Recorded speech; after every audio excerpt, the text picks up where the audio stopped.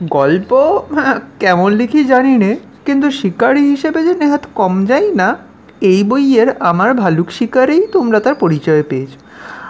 আমার মাস্তুতো বড়দাদাও যে কত বড় শিকারী তাও তোমাদের আর অজানা নেই। এবার আমার মামা তো ছোটো ভাইয়ের একটা শিকার কাহিনী তোমাদের বলবো, পড়লেই বুঝতে পারবে ইনিও নিতান্ত কম যান না। হবেন না কেন, আমারই ছোটো ভাই তো। গল্পটা যতদূর সম্ভব তার নিজের ভাষাতেই বলবার চেষ্টা করা গেল। ভালুকদের ওপর আমার বরাবর ঝোঁক, ছোটোবেলা থেকেই। দাদার ভালুক শিকারের গল্পটা শুনে অবধি ভালুকদের ওপর আমার ছোটোবেলার টানটা যেন হঠাৎ বেড়ে গেল। সর্বদাই মনে হয় কোন ফাঁকে একটা ভালুক শিকার করি। কিন্তু শিকারের জন্য এয়ারগান পাওয়া সোজা হতে পারে, আমাদের দেবুরই একটা আছে, কিন্তু ভালুক জোগাড় করাই শক্ত।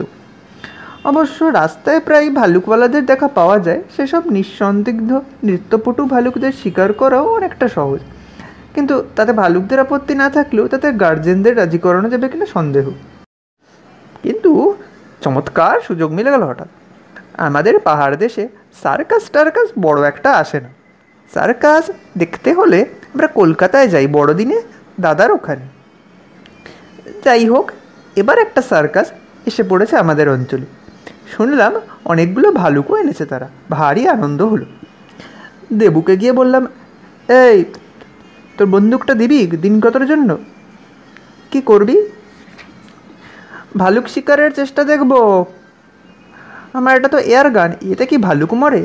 কেন অমল, তোর তো সিজোকাকারই ভালো বন্দুক রয়েছে। দূর, সেটা বেজায় ভারী, তোলাই দায়, ছোঁড়া তো পরের কথা। তাছাড়া আমি একটা গল্পে পড়েছি ভারী বন্দুক ভালুক শিকারের পক্ষে বড় সুবিধের নয়। ও, তোর চেয়ে দাদার গল্পটা? কিন্তু আমি যে এটা দিয়ে কাক মারি, এটা হলো গিয়ে দেবুর স্রেফ গুল। বললে কাক মারি, কিন্তু আসলে ওই দিয়ে ও মাছি তাড়ায়। এয়ারগান থাকে ওর পড়ার টেবিলে, সেখানে কাক একটাও নেই, কিন্তু যত রাজ্যের মাছি।